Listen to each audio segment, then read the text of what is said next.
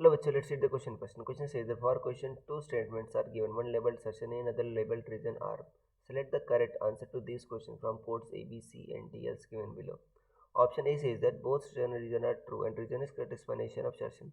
Option B says that assertion and reason are true. Reason is not correct explanation of assertion. Option C says that assertion is true but reason is false. Option D says that assertion is false but reason is true. Assertion: when a charged particle moves with velocity v in a magnetic field B, V perpendicular to B, the force on magnetic field does no work. Reason: the magnetic force is perpendicular to velocity of particle. So students, सबसे पहले आपको समझना होगा कि की concept क्या use हो रहा है इसमें. सो की कंसेप्ट इज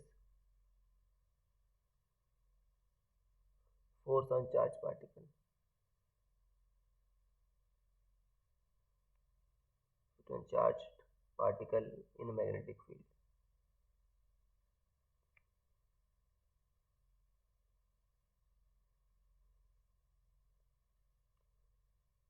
देखो बच्चों, जो फोर्स ऑन चार्ज पार्टिकल दिया जाता है मैग्नेटिक फील्ड में, वो होता है बच्चों F is equal to Q V cross B.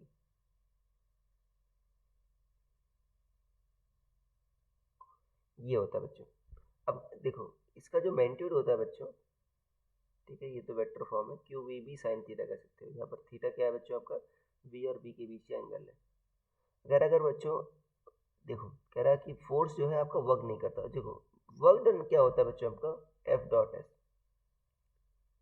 S क्या लिख सकते हो बच्चों, डिस्प्लेसमेंट है, इसको वी डी टी लिख सकते हो.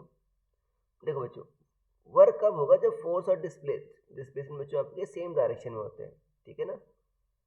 इसमें बच्चों मतलब क्या आएगा, अगर आपको पता है, मान लो ये एफ है, ये एस है, ठीक है, ये थीटा है, ये क्या आ जाएगा बच्चों, magnitude F S cos theta. अगर मान लो, ठीक है ना, मतलब ये एस कॉस थीटा क्या है बच्चों, डिस्प्लेसमेंट का कंपोनेंट है फोर्स की डायरेक्शन में. ठीक है, तो फोर्स बच्चों वर्क डन तभी होगा जब डिस्प्लेसमेंट में कोई कंपोनेंट आए फोर्स की डायरेक्शन में. अब यहाँ पर अगर मान लो डिस्प्लेसमेंट और फोर्स परपेंडिकुलर हो, तो बच्चों वर्क अगर थीटा क्या होगा, 90 होगा, और कॉस 90 कितना होगा, 0 होगा, तो वर्क डन उस केस में 0 आएगा. यहाँ पर वही केस हो रहा है. देखो, क्रॉस प्रोडक्ट में बच्चों क्या होता है, आपका रिजल्ट जो होता है वी और, ठीक है ना, आपका इंडिविजुअल वेक्टर्स के परपेंडिकुलर होता है. तो फोर्स बच्चों यहाँ पर जो परपेंडिकुलर टू आपका वेलोसिटी भी होगा, वेलोसिटी के परपेंडिकुलर है मतलब डिस्प्लेसमेंट के भी परपेंडिकुलर होगा, और फोर्स आपका मैग्नेटिक फील्ड के भी परपेंडिकुलर होगा.